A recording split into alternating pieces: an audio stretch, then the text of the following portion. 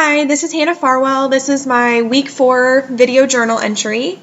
So this week we looked at some causes of stress, how that affects your wellness, and what we started with was an assessment in the textbook. So in terms of my score, after doing that, I received a 305. So I did fall well within the average range for stress, which I wasn't really surprised by. I don't tend to be a sort of overly stressed person on a regular basis. But I do have some stressors that affect my wellness despite that. And I do have to be careful personally because one of the ways that I manifest my stress is actually by burying it until it sort of blows up in my face. And then I often have a sort of worse reaction to it than I might if I were to just handle it directly at the moment.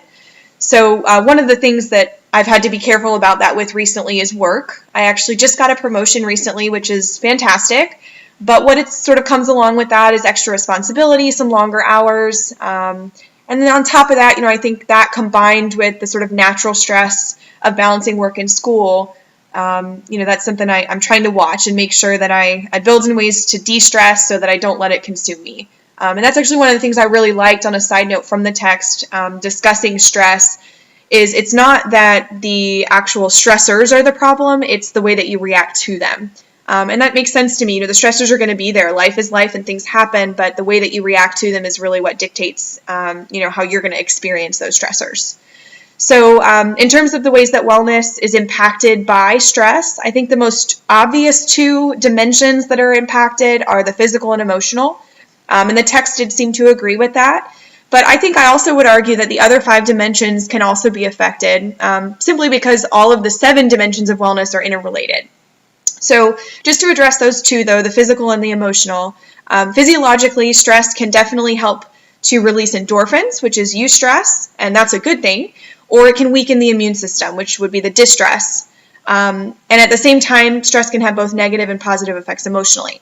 So I think ultimately, in sort of a comprehensive view, when you handle stress well, the spiritual, occupational, social, intellectual, environmental, and then on top of that, the physical and emotional dimensions of wellness are more likely to flourish because you feel more in control of your life's direction. And then you're actually less affected by those negative stressors when they do occur or when you encounter them. So one of the ways that I personally sort of combat the stresses that I feel is to practice meditation. I do it from time to time and a little bit more recently since I am feeling some of that stress from work. And the idea is to really empty the mind, and sort of by emptying the mind, the tool to do that is to focus on your breath. And I personally, because I practice meditation on my own prior to this class, I actually have a mala that was given to me by my father, and this is something that I use to meditate. What you do with it is as you breathe, as you're focusing on breathing in and out, you actually run your fingers over the beads, and you do that with the rhythm of your breath. So this is a tool that I use to meditate. It's not necessary, but it's something that I choose to do. So just to sort of demonstrate what that would look like, I'm going to angle the camera down just a smidge here. But what you do is basically rest your hands gently on your lap. You'll sit crisscross. You always want to put your eyes, sort of angle your view down. You don't want to harshly close them because the idea is to be fully relaxed and just in the moment. So just kind of lower your gaze. And as you breathe in and out with every breath, you run your finger over the mala. So that would kind of look like this if I were to be meditating.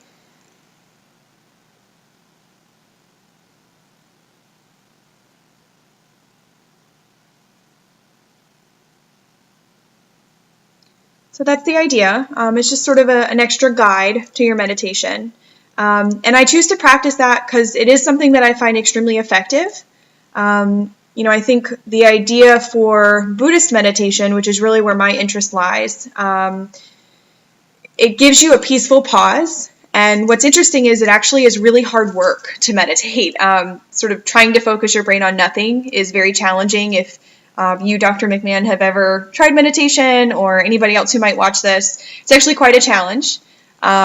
Your mind has a tendency to travel and move to other things, to think about the stressors in your life or work or other things that you need to focus your attention on at some point. So the idea with meditation, though, which I really like, is that you don't want to combat that. You don't want to get upset or frustrated when that happens. You just want to acknowledge that your mind has traveled and then sort of calmly guide it back to your breath.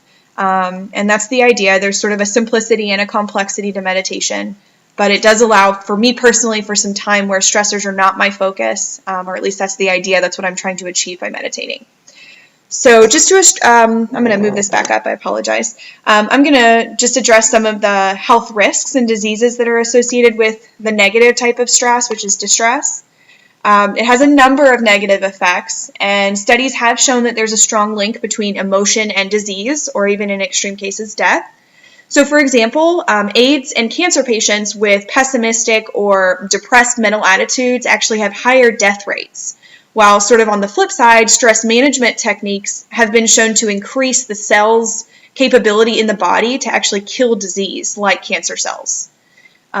Because distress can weaken the immune system, chronic stress can actually cause or worsen illness. Things as simple as the common cold, more extreme to asthma, and then sort of on the most extreme spectrum, things like cancer. So it can also lead to things like high blood pressure, which can ultimately clog your arteries and lead to death. And personally, one thing that I struggle with when I'm stressed is muscle tension. Things like tension headaches and even internal organ pain, discomfort of that sort can be caused by chronic stress. So, as I mentioned, on a weekly basis, I do practice meditation. That's something that I found to be extremely beneficial for me. But the other thing that I really loved in terms of the suggestions the text gave was the idea of humor as a de-stressor, which I firmly believe in. I actually immediately related to that because I personally crave laughter. My boyfriend laughs at me sometimes because I say I want to laugh. And so, we end up watching comedies or playing games to satisfy that. And it's amazing how much better you feel. Amazing how much less important the stressors feel when you can just laugh and find some humor in things. So that's something that I do already, but I definitely want to keep incorporating because I think that's almost magic medicine is laughter. So that is my entry for stress. Thank you so much.